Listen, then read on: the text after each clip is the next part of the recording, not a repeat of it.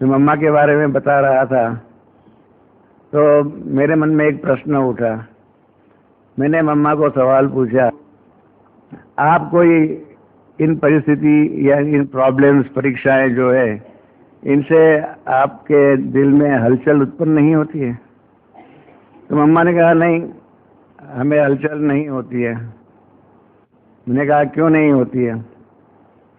तो मम्मा ने कहा कि हम बाबा के सामने भी देख करके उन्होंने बोला, माना हम बाबा मम्मा दोनों का ही इसमें पार्ट है। कहा कि हमें एक बात का पक्का निश्चय है कि 5000 वर्ष पहले जैसे स्थापना हुई थी ऐसे अब हो रही है, और इसलिए उसके अंदर चढ़ाव उतराव आदि जो भी आने वाला है, 5000 वर्ष पहले भी इसी प्रकार से चढ़ाव उतराव, ऊपर नीचे बातें आई हुई थी।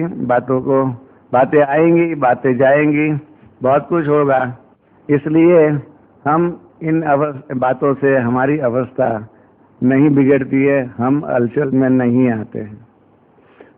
एक और बात कहनी थी कि बाबा मम्मा जब हमारे पास बॉम्बे में थे, वाटरलू मेंशन सेंटर पर हम जाते थे, तो उस टाइम पर बाबा की मुरलियाँ चलती थी। निर्भय भाई यहाँ पर है, शायद ये सुनते भी होंगे, नलिनी बहन भी ये सुनती होंगी। तो बाबा ने लक्ष्मी नारायण के चित्र बनाने के लिए कार्य दिया, मम्मा के ऊपर जिम्मेदारी रखी। हमारे आदरणीय नलिनी बहन के लौकिक पिताजी, हमारे मीठे भ्राता काको भाई, उनके परमानंद भाई करके एक आर्टिस्ट था, उनको लेके आते थे, और उनके द्वारा औरों ने भी एक दो ट्राई किया, परंतु बाद में उनके द्वारा ही चित्र बनाने का कारोबार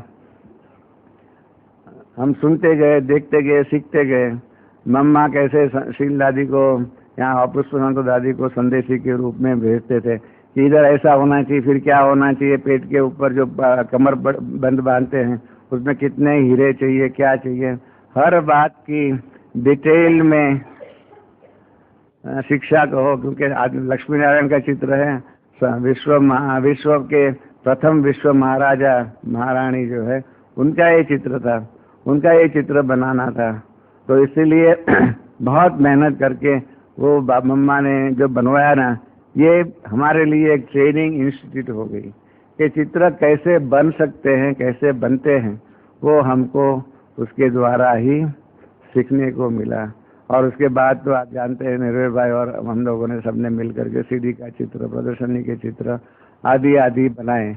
इन सब का फाउंडेशन जो है मम्मा से डलवाया हम हमारे जीवन के अंदर बीज के रूप में कि चित्र कैसे बन